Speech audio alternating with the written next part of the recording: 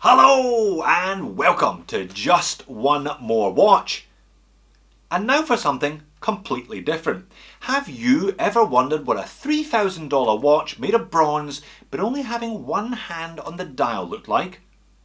You have? Well, my friend, this video is just for you.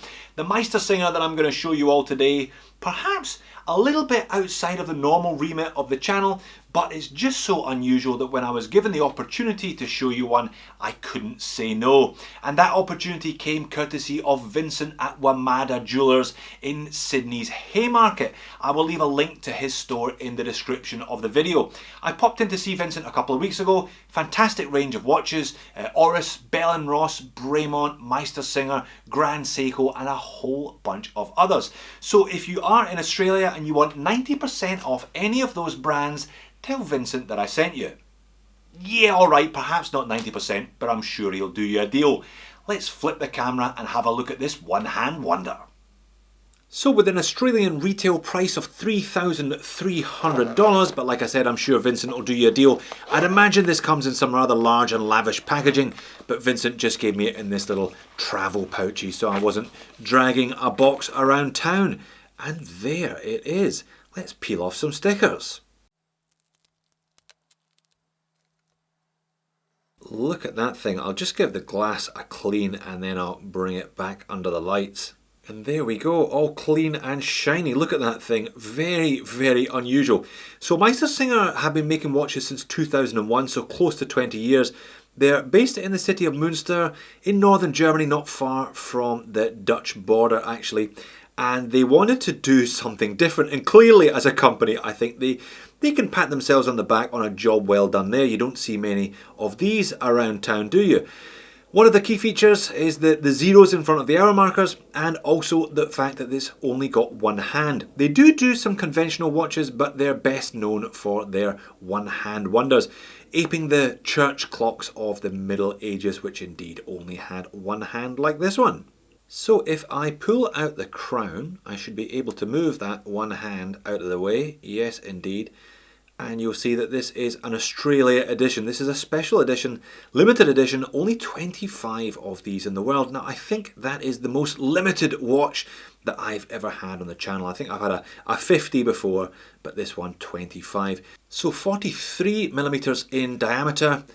Only about 11mm thick though, so this one uses a Swiss automatic, not all that thick.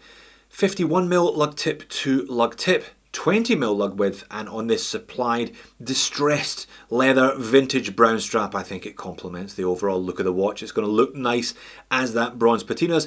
This one weighs in at about 85 grams, so not too much weight. CU SN8 marine grade bronze. We have got a piece of double domed sapphire crystal there, nice bit of distortion at the edges of the viewing angle, and plenty of, looks like, blue AR coating. I love it when a watch comes under the studio lights and really just kind of lights up. The dial on this one is a fumé dial, so kind of smoked from the French. Starts off pale and darkens towards the outside. Let's get a zoom in on it. Yes, perhaps not the most dynamic watch that I've ever had on the channel. I'm used to hands whizzing around, the second hand perpetually whizzing. This one moving at a more conservative pace, shall we say, having only one hand. So printed dial, Meistersinger logo there printed above the 12, Australia edition printed above the 6. All the Arabics for the hours there in gold, and as I said, it's a bit of a signature, 01, 02, 03, etc. Now, that is not a minute track on the outside, that is, in some ways, it's a kind of hour track, a half-hour track. Perhaps you can see there, I'll pop in a macro shot. Little gold numerals, so gold Arabics out there denoting the 30s. So 12, you've got a larger baton denoting 12:30, smaller batons denoting the quarter past, and little 5-minute indicators there with the small white batons. So you are going to have to relearn how to tell the time on this one, but you will be able to discern within a minute or two, I guess, if you look closely at the white printed outer track. The single hand is at least fairly large and fairly prominent in white against that nice kind of fumé fading dial. pushing all the way out to the edges of the dial. It would have to really, otherwise you'd be in even more trouble trying to get a decent read on the time on this one. The case finish is pretty simple, looks like a three-piece construction with a smooth bezel there, a mid case and then a screw-on caseback. I always say the same with bronze watches. This one has clearly been in the shop for a while. You can get an idea of where this one will eventually go. Not a diver, you're not going to be exposing this one to much salt or fresh water, but I think plenty of corrosion comes from the air. You get a nice idea of the patina that's possible. I always say with bronze watches, you don't need chamfered edges or Zaratsu polishing. It really is all about this patina. Simple is good with bronze. Now, plenty of character coming from this distressed brown leather strap already. Quite simple, it does have the Meistersinger logo embossed on that side, and we've got a PVD DLC style buckle here, again with that little semicircle, one of the Meistersinger logos there, kind of covertly etched onto it.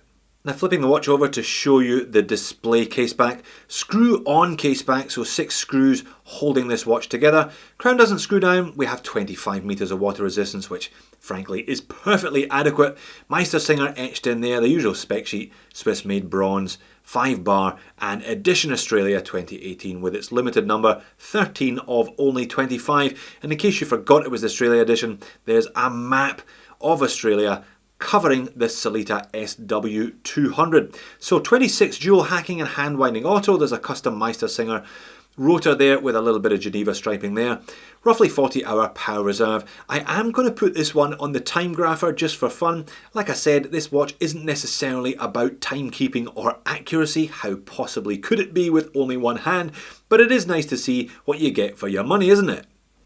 And there it is on the trusty Weishi 1000. You may have no idea what time it is, but the movement in your watch is pretty accurate. Plus 4 seconds a day, great amplitude, minimal beat error. A good result overall from the SW200.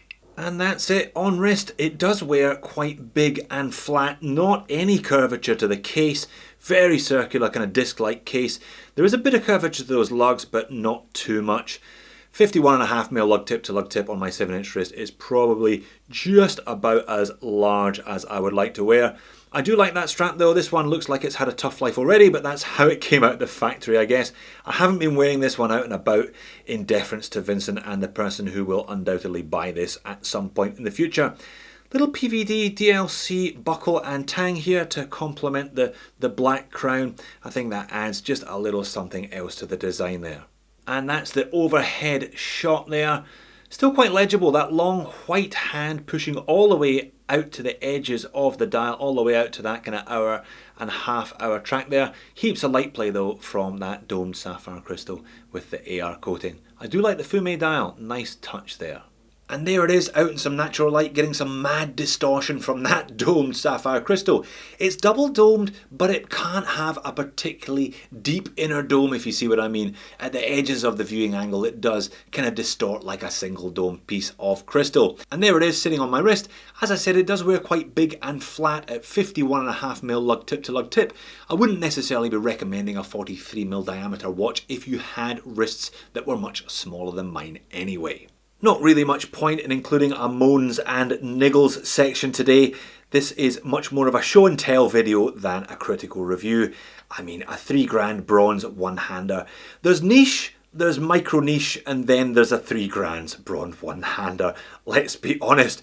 But obviously they have a place in the market. I mean, they've been making watches for 20 years.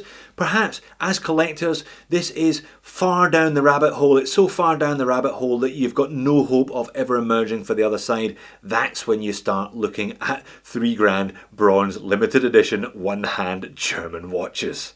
So there you have it, a bronze limited edition Meistersinger. Possibly the watch that you buy when you've bought every single other watch on the planet and you're scratching your head wondering what's next. This is next. Timekeeping capacity, a little bit loose shall we say. Maybe not a watch for those of us who are beholden to our Google calendars Monday to Friday office hours. Perhaps this is for retirees or people who are just so rich they don't care what time it is. Maybe it's an ideal weekender if you just want something really odd that you can stick on a Saturday or a Sunday. Could I see myself buying one of these in the future? Maybe not this one. I think the Bronze Australia Special Edition, a little bit too expensive and a little bit too specialised.